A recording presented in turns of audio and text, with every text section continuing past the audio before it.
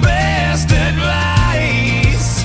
He said each day's a gift and not a given right. Leave no stone unturned, leave your fears behind, and try to take the path less traveled by.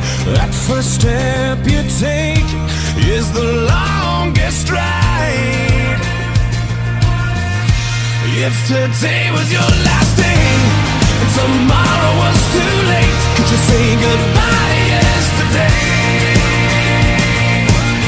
Would you live each moment like your last?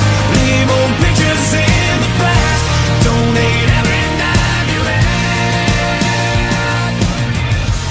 If today